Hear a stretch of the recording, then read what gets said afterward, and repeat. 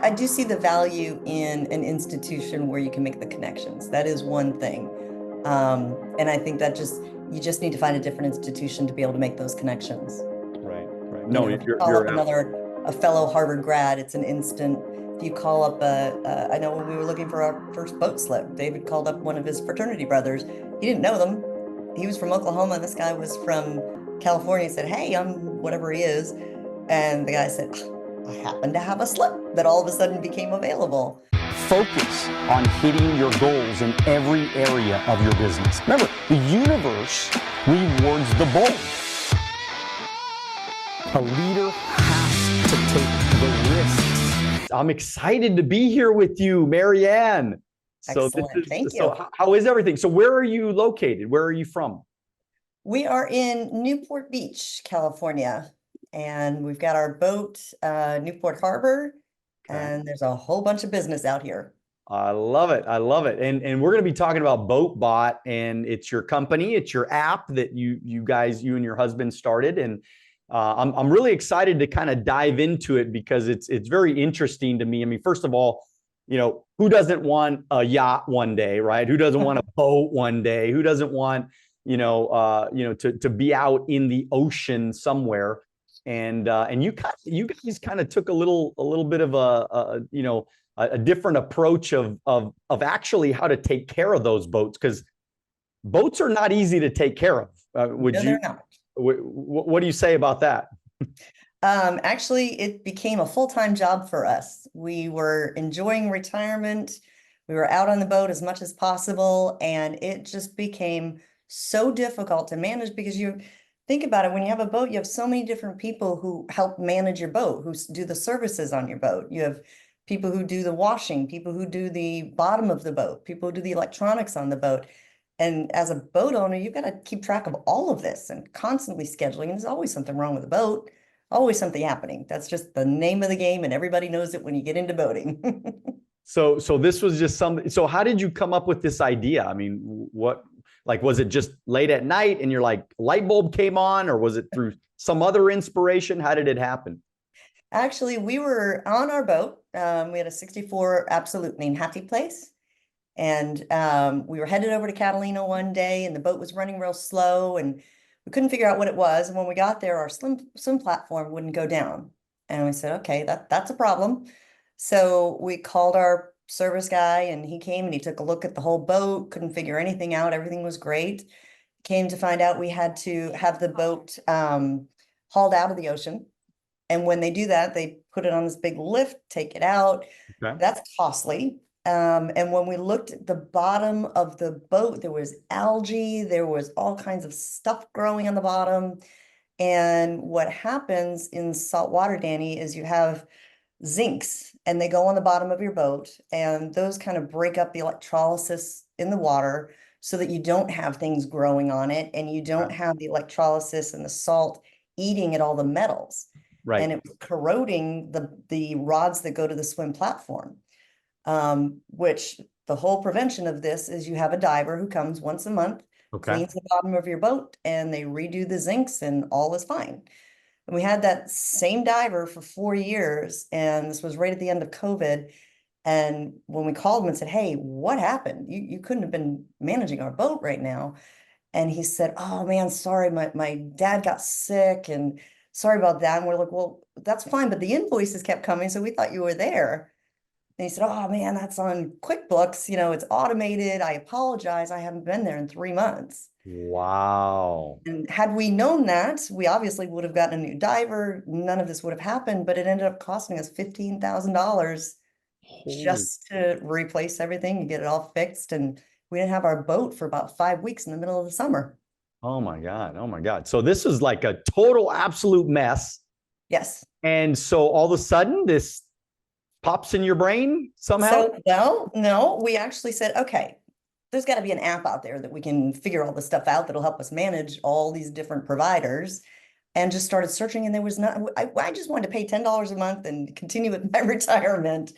And there was absolutely nothing out there. And we said, okay, we've done this before. We've had a technology company in the past where we were able to solve a problem. So let's just do it again. And we know what the boater needs. And we worked with several of our vendors and interviewed as many people as we possibly could to come up with everyone's requirements. What does it take to make boating easier? And that's how we came up with BoatBot. I love it, man. What an exciting story. And so, all right, so take us back a little bit so we kind of get to know you a little bit. You know, what did you do before? You know, what other technology company did you build? I mean, where were you guys raised in California? Tell me a little bit about you and your husband.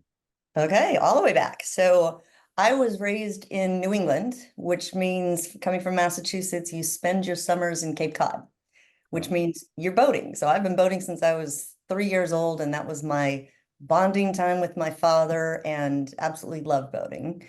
And then I met David, who was from Oklahoma, which doesn't have a whole lot of boating. We've got, but Oklahoma has lake boating, which is very different than ocean boating. So we lived in Oklahoma together for about 20 years. And then when our daughter graduated from high school, he said, okay, where do you want to move now? And I said, I've always wanted to be in California. That's my dream. So we moved here, and our first boat was a 50-foot marquee. That was our first happy place. And then we upgraded to a 64 Absolute, the new happy place. Okay. And so that's how you made the trek to California, huh? That is. And our company prior, I'm sure you've heard of the company Indeed, which is when you're looking for a job, you can go on that website. Oh, yeah. Okay. Our technology prior was, it actually got absorbed by Indeed. So that is our technology. But back in the day when we created it, it was back in 2003, we started the company. It was primarily to work with casinos, who are a very highly regulated business, and have employees all the way from the cook to the CEO. And back then, people didn't have iPhones and they didn't have computers or laptops. So we needed to find a way for the big casinos of the world and gym grands of the world to sort through the thousands and thousands of applicants that they were getting in a given day, and be able to hire them, do their performance reviews, and continue the life of the employee. And that's what we created with HR Logics. And knowing we did it before, where we said, okay, there were, you know, like I said, the cook to the CEO, we've got all different levels of skill sets in here. If you look at the boating world, it's the same thing.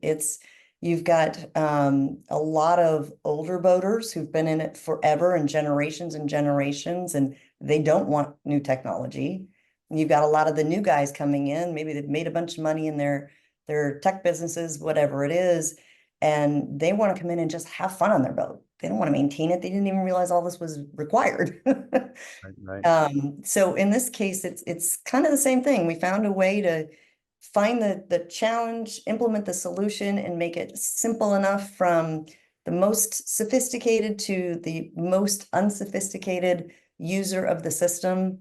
I think what we've got is a gold mine. Everyone who's looked at it has said, wow, where has this been? You figured it all out. So have you guys, have you always been like tech nerds? I mean, is this like from high school, or I mean, what kind of, like, were you a good kid in school? I mean, did you get good grades? Were you like the valedictorian brain child of how do you know all this stuff, to do all this stuff? Well, it's funny. I always say I used to be a lot smarter than I am. Yes, I got good grades. However, was I a good student? Not always. But honestly, it's just trying to figure it all out. There's got to be a better way. Every time I look at something, it's okay, there's got to be a better way. And when we built BoatBot, halfway through, AI came out, and we looked at that and said, hold on, if we launch right now, we're already ready to launch. AI is here. This can make it so much better. And if there's a better way, let's do it the best way we can, just getting out started.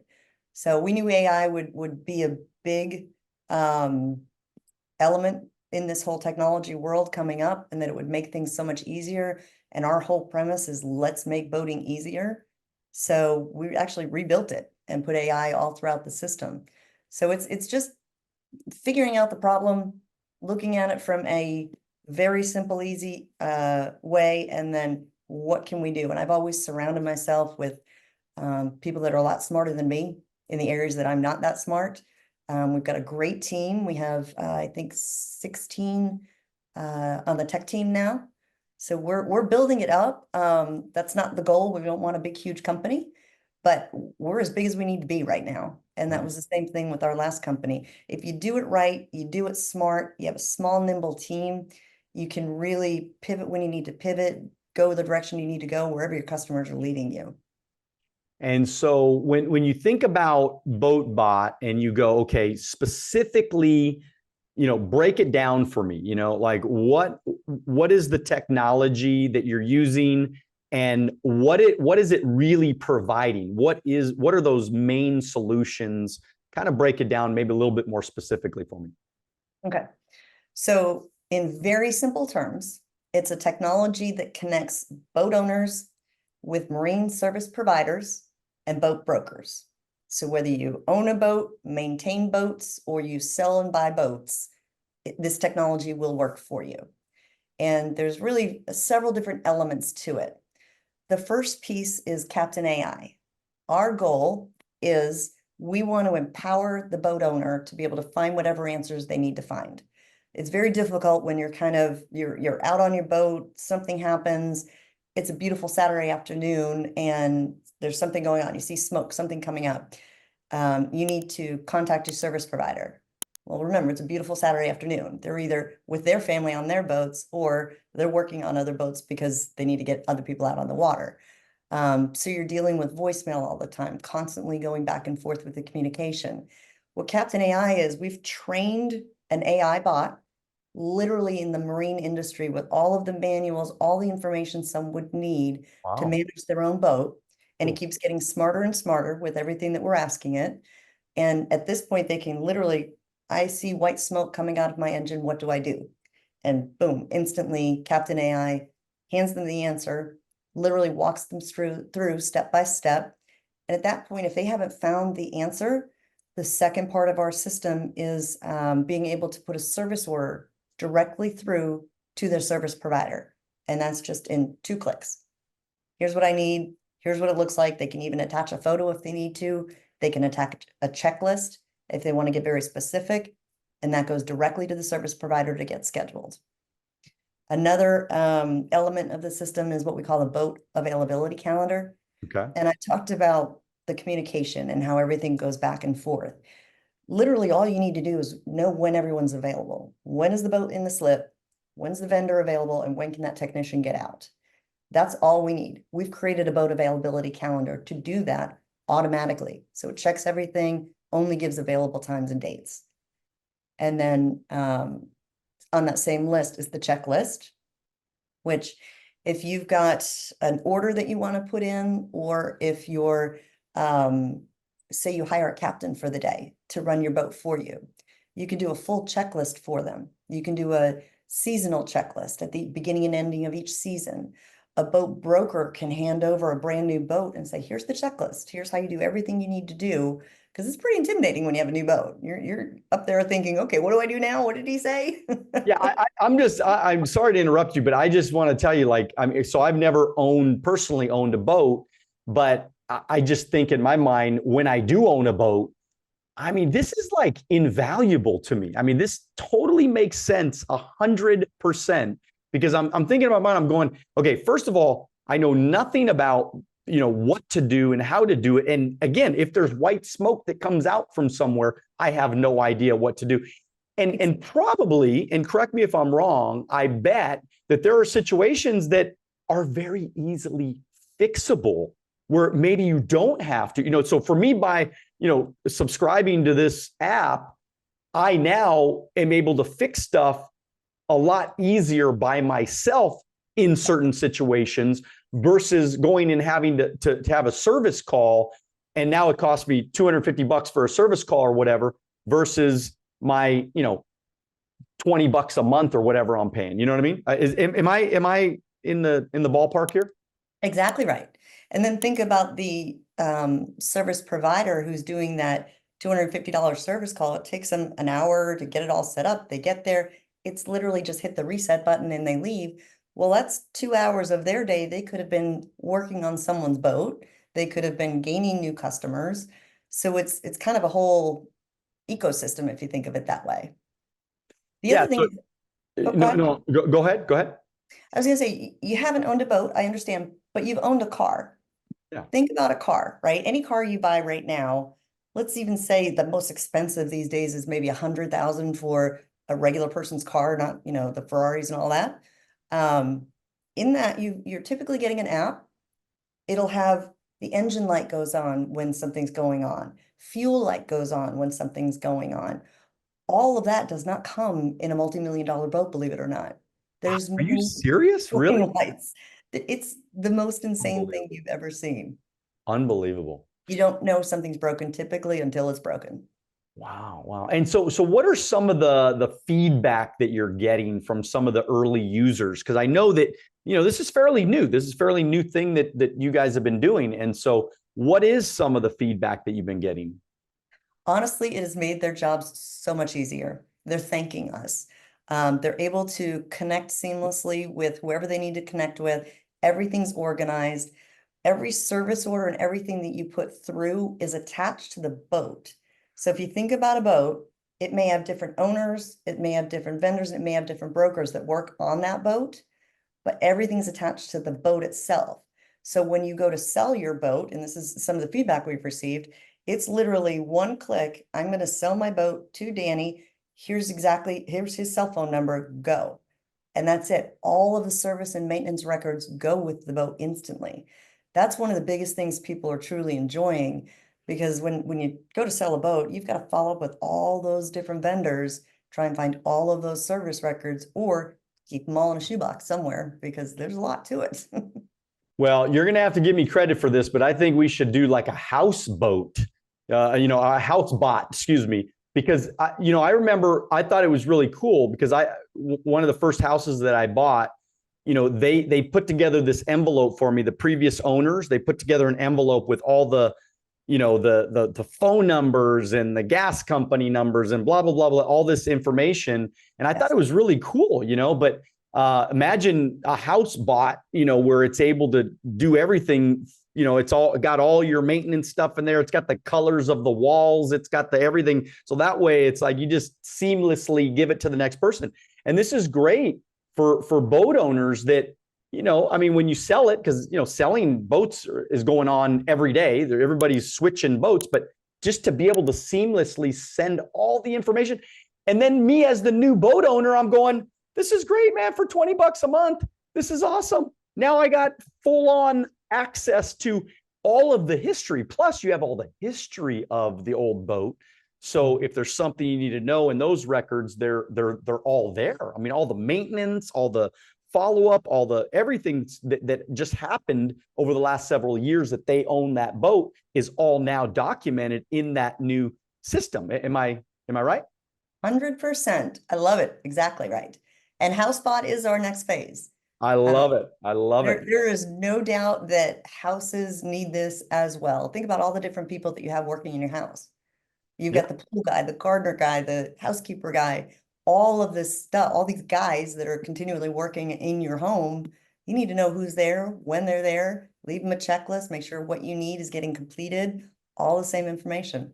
Exactly right. I mean, and just think about, there's so many, like I own a house in Rancho Cucamonga and I, there's the sewer people, we have, there's the, big, what is that called? The big sewer thing that, whatever, for the drainage of the whole house and everything.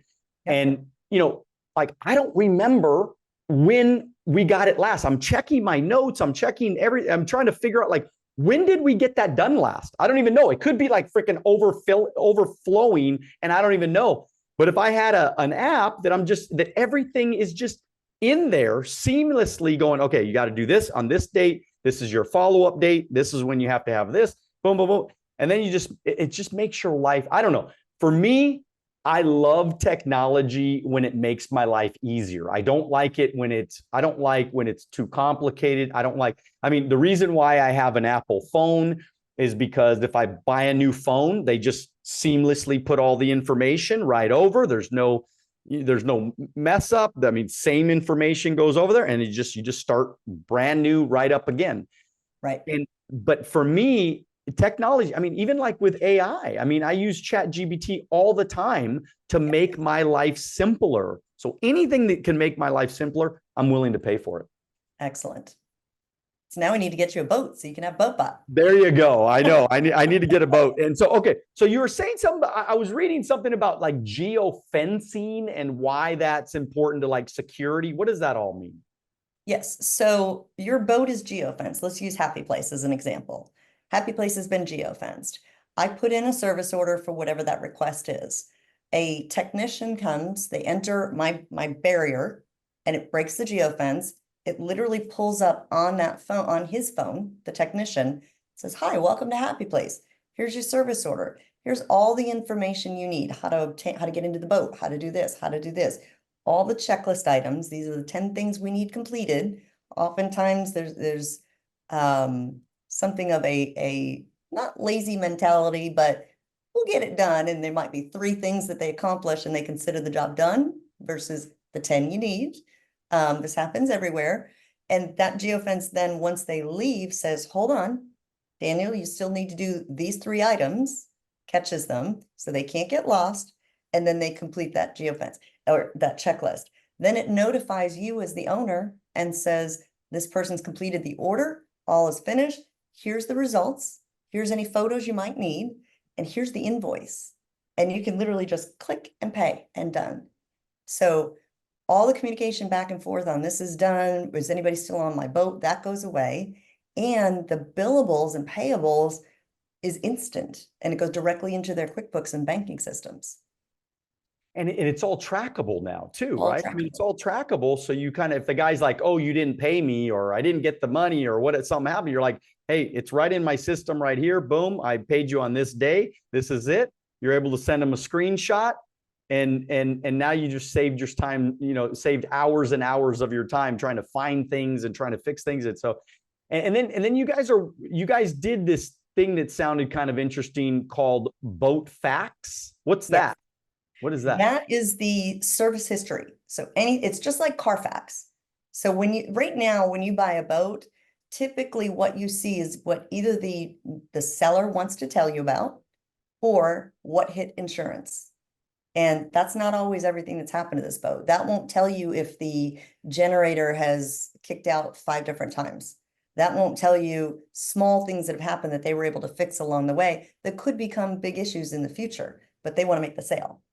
So Boat Facts is exactly like it says. It's all of the facts, all of the service history. So you can see, hey, that generator's got some issues. Okay, not going to stop me from the sale, but I know to be watching out for that versus just blindly walking in and all of a sudden having an issue with the generator. So you, I think you just took a trip, right? Where did you go? Did you go to Italy recently? We did. How was that? And how was your boating experience? Because I think I saw you on a boat. How was that? You did. We had so much fun the first day on a boat. We took another boat out the second day with a bigger crowd of people. It was absolutely phenomenal. Weather was perfect. Late May, or late June, absolutely perfect out there. And so are the boats different out in other countries, or is it kind of like can the people in Italy buy this app, and would it work for them too? Yes, sir. And that's one thing when we're building the app, we've got the different levels of people using the app, and people want it tough or more robust. Some people want it very simple. We've also got international things we need to deal with, and international rulings and things that keep coming up. So there's a lot we need to keep up with, but anybody with any boat can utilize BoatBot. I love it. Tell me about Boat Vitals. I know that's kind of another little thing that's pretty significant. Excellent. Boat Vitals is fantastic. It is predictive maintenance for your boat. So just like on a car, you may have your let's say your 5,000 mile service, your 30,000 mile service, all of those. Boats don't necessarily have all that information because they have not only hours that you're using the boat, but time that the boat's sitting in the water if you're not using it. So we track everything, each different component of the boat, all of your engines, your generator, your water maker, anything you want to track, you can build your own in there. It's tracking not only hours on a calendar, but hours that you're on the boat and the usage. and is creating a variable there, which goes along with the standards in the industry of when you need to have those components serviced. And it's predictive. So it'll give you a heads up. Hey, this is going to be due in 30 days. This is going to be due in 15 days. Here's your alert. And then you can get that scheduled with your service provider. Nothing else out there exists like this. It's just not available. I mean, so if you have a boat, I mean, multi-million-dollar boat, and you got to figure this crap out yourself. Exactly. I mean, this is it. You're on your own. I mean, I just, or you hire a manager, and that's a lot of money, and a lot of people don't want that. Absolutely. Yeah. You just spent millions of dollars on a boat, and you want to go spend another, $50,000 a year to, pay somebody every single month to manage your boat when it's just sitting there. And there's a large bulk of time is the boat is just sitting there. So to spend that kind of money when you could have a boat bot where it just runs, it's kind of like it's your manager of your boat on your phone or on your computer or whatever. Right. So yeah, that's pretty badass. I mean, I'm pretty impressed, Marianne. I mean, this is pretty amazing technology. And what a great, because I always tell people all the time, man, you find a problem, find a solution. That's how you become successful, and obviously you and your husband have been very, very successful in your life. I mean, I want to kind of, because you're entrepreneurs, you've always been entrepreneurs, you build businesses but there's a lot of entrepreneurs right now watching the podcast or listening to the podcast. And, what sort of advice could you give from just a standpoint of, hey, we've been entrepreneurs for a long time, been very, very successful. What are some of the pieces of advice that you would give those people out there that want to become successful entrepreneurs? I'd say a couple of things. One, be patient. If they are entrepreneurs and they truly want this, they're probably type A, aggressive, ready to go types of people like yourself and myself. You got to be patient. It's not going to happen overnight. There's no way. And things don't always go as planned. So you've got to be ready to pivot at any given moment. And that's really essential.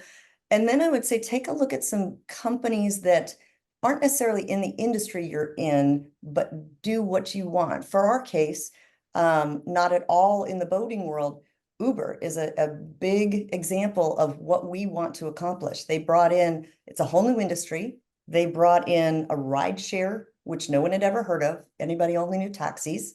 And they made it easy for people to get from point A to point B. That's it. And made it very affordable, made it super simple on an app, and it became something everyone adopted. And that's literally what we want to accomplish. Boating, we want to make it easy and simple, go from point A to point B and have fun doing it. There's still a lot of maintenance, but let's make that process easy for you and get back to the fun of it. And that's, I think they're a good example. Amazon's a great example. There's some out there that have really figured things out, so you don't always have to start from scratch. It's easier to edit than create, to be honest. And do you think that typical entrepreneurs are they just more of risk takers? I mean, do you have to have like kind of something inside of you that is willing to take a risk with things that, because look, most people don't start because they're afraid of failing. Yes. They just never begin, So what's your experience with that? You got to be ready to fail. I mean, you've got to fail over and over, or you're never going to build up the chops to get it done. And in our case, it was a case of we both had the drive. And there are times that I'll look at him and my husband, David, and he'll look at me, and it's like, come on, we have to motivate each other. Because it's certainly times that you wake up and you're like, I don't know if I can do this today. But there's also times, I mean, a couple nights ago, I went to sleep at 2:30 in the morning, and as I was walking down the hall, he was getting up to go to work. So you got to be willing to put the hours in and know it's not easy. And if it was easy, everyone would do it. And there's so many people out there that think, oh man, my boss is making so much money, my company's making so much money off of me, I can do this on my own. It's not that easy. And especially when you're responsible for other people's payroll and them putting food on the table for their family, that you need to get to know. You can't just rely on the person working for you, because if they don't have the support of those at home, they're not going to be able to provide what you need them to provide.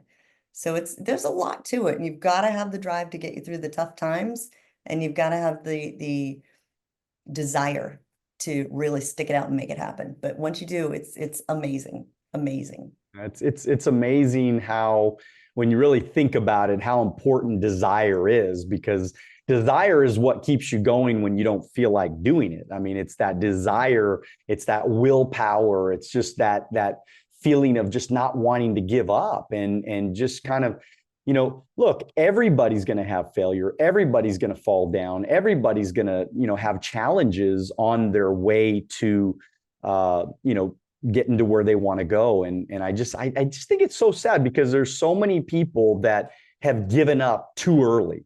You know, we all read, you know, or we've heard of that guy that, you know, was searching for the diamonds, and then, you know, he's like, I give up after years and years, and I give up. And then the next guy comes in, and he, you know, he was 3 feet from the dang diamonds, you know, and he, you know, it took him 7 days to get to the diamonds. So it's like people just give up way too fast on their dreams. And I mean, were you always kind of like a dreamer? I mean, as a young girl, and kind of, you know, looking back at your childhood, you know, were you always kind of a dreamer, and you wanted to build something great with your life and do something great with your life? I was, and my whole family will call me the black sheep. I do take after my dad. My dad was very entrepreneurial. However, that was in a floor covering store. He had a floor covering store, and showed me what it takes to just get in there, work with your hands, get it all done, do what you have to do, and be able to come home at night to your family. For me, I thought, that's awesome. Love that. He taught me all of owning my own business. But I also thought, geez, I would love to spend a lot more time with my friends and family doing what I want to do too. So how can I do it where I put everything I can into it quickly, and then gain some out and have more time on the back end to do it? But yeah, always been a dreamer. My whole goal when I graduated college was to get as far away from Boston as I could. And I went directly to Los Angeles the day I graduated. So, and I didn't know a soul. I just said, you know what, this is what I've always wanted to do, and I'm going to make it happen. And it picked up and left, and haven't been back since, but I've enjoyed a whole lot of places in between, and it's been a lot of fun. It's been very rewarding for me. Well, you are a total badass for sure. Thank you. For sure. Do you think, I'm curious, like, do you think that college is today as necessary as it was maybe 20 years ago? Great question, and absolutely not. I can tell you, even with my college education, I went to a very, very good business school. I don't remember anything. They didn't even teach me how to use a checkbook. I don't remember. And the things that I learned there were not applicable. Everything I've learned is on the job. Just being out there, talking to people, understanding what their challenges are, how we can help. Anybody I've ever hired, if they have a degree, great. But I don't even ask that in the interview. It's not a requirement for us.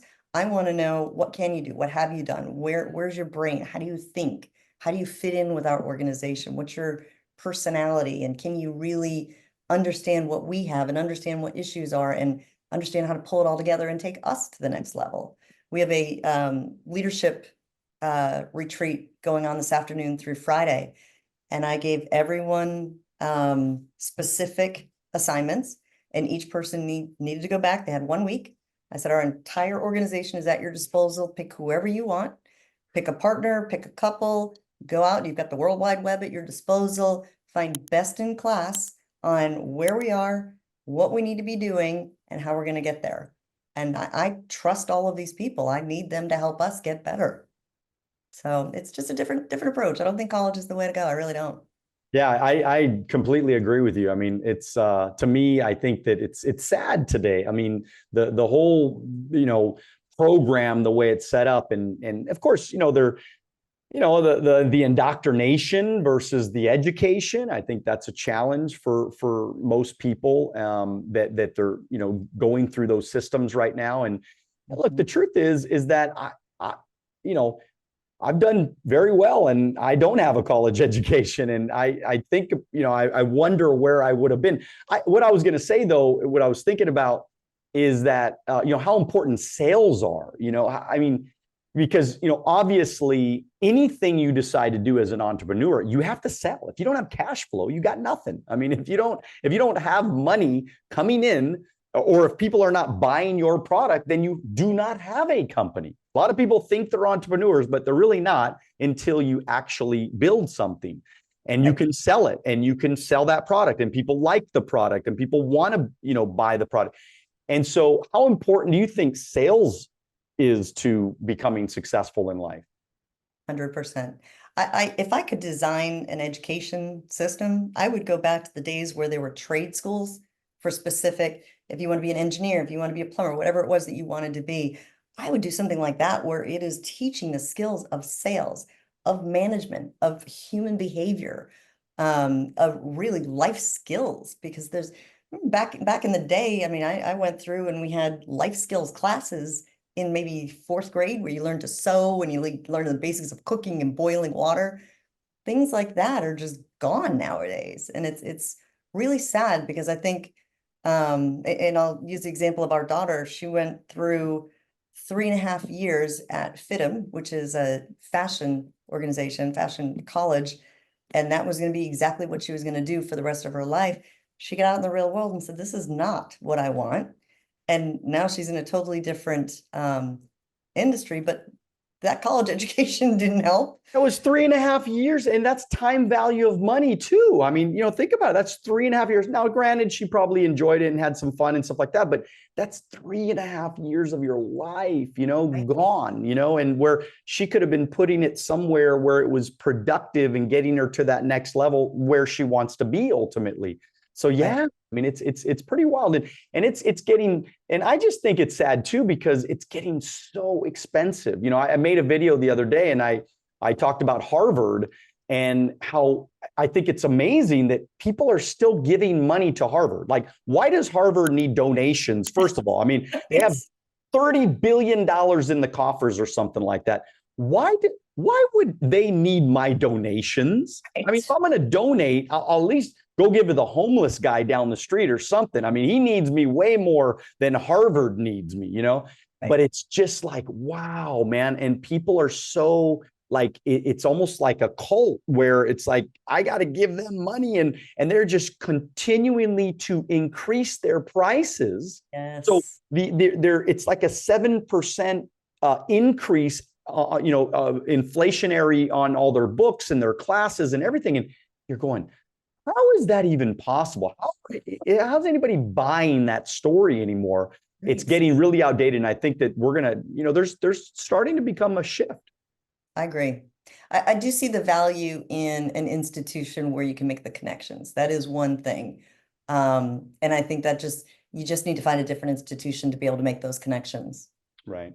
No, you're a fellow Harvard grad, it's an instant. If you call up I know when we were looking for our first boat slip, David called up one of his fraternity brothers. He didn't know them. He was from Oklahoma, and this guy was from California. He said, hey, I'm whatever he is. And the guy said, I happen to have a slip that all of a sudden became available after we'd been searching for 3 months. So you just need to find your niche and surround yourself with the right people that can help elevate you and can help. And don't be afraid to ask for help, I think, is another piece of advice. I literally make at least 2 to 3 phone calls a week, calling people in the marine industry saying, hey, I've never been on the business side of this world. I've been in business, I've been in tech, I've been in boating, but can you help me navigate this? Can you help me understand how you were successful through this? And just be vulnerable and ask questions, and it's the only way you're going to learn. I love that. I mean, when you said vulnerable, it resonated with me, because you go, I mean, I tell people all the time, ego keeps you broke, and I think that you're a perfect example of this person that says, I have no ego. I just want to get better. I just want to win. I just want to be successful. I just want this thing to work. And so I'm willing to ask for help. I'm willing to ask this person or ask this person. You don't have all the answers. None of us have all the answers. So I just think you're such a refreshing, just sound for people to hear of somebody that really is. I mean, because you and David have become super successful, and you're still humble and you're still trying to get better and you're still trying to improve. And I have so much respect for you guys just because you're willing to go do what's necessary. You guys are great leaders. Look at you having leadership retreats and helping other people and your employees and trying to get them better and help them succeed. And ultimately, you help enough people get what they want, you ultimately get what you want. 100%. Zig Ziglar, right? That's it. That's it. I love it. Got to study your trade. That's it. That's it. So what does BoatBot cost anyways? What do I got to pay when I get my first boat? What do I got to pay? Get your first boat, we'll throw it in. How's that? All right, there we go. Can't wait. Can't wait. For the boat owner, $20 a month. Oh, that's awesome. And then for a vendor, it can go anywhere from 100 to 300, depending on if they're a man in a van or if they're a big, huge organization that has a ton of techs out there. And they don't both be on the system. So why would a vendor, like, how does that, why would they need the service? Good question. They need it because they need to receive, if they can receive the orders electronically, they're not spending time on the phone. If they can use 𝐓𝐇𝐈𝐒 when they're on a boat and a technician's down in the engine room, if they don't understand something, they need to look something up, they can literally have 𝐓𝐇𝐈𝐒 tell them exactly how to get it done. We're even working on a program where 𝐓𝐇𝐈𝐒 will show them videos on exactly what their question is and where the reset button is, for example. They need it as well for scheduling. It's drag and drop. So I need somebody there. Tuesday, the boat is available at 2 o'clock. Drag and drop. Daniel's on it. Communicates directly with their technician. And then all of their communication with the owner, with the techs, all the service records are all right there attached to the boat. And again, all their billing, it goes directly to their building. So many of these guys are not making a whole lot of money, but they're floating a whole lot of money. Some of these things are very expensive repairs and they can't get the money back until the repairs are done. This gets all that done quickly. There's no more 90 days to wait to get paid. It's done instantly. That's very cool. Very cool. Well, I'm excited. And I hope next time, because we're going to do another follow-up podcast pretty soon, but we're going to actually be on a boat. Okay. So this is the next version of Wealth on the Beach on the boat with BoatBot. And so I'm excited. So promise me that we'll do that.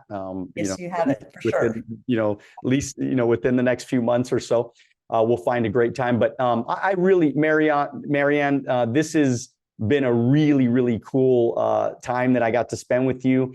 Please let everybody know, how do we download it? Where do we go find it? How do we connect with you? Because I think everybody needs to follow you guys on social media and BoatBot on Instagram and all that stuff. So give us all that information. Perfect. Thank you. It's boatbot.ai. And you can find all the information there. We're on Instagram, LinkedIn, Facebook, anywhere you can download. So the Apple Store, the Google Store, you can download our apps or just go right to our website and you can download it all from there. Love it. Love it. Well, thank you again for being on Wealth on the Beach podcast. Everybody, continue to dream bigger than ever. Get after it, but most importantly, do it now. God bless you. We will see you at the top. Thank you, Daniel. Thank you, Marianne. Appreciate you. You too.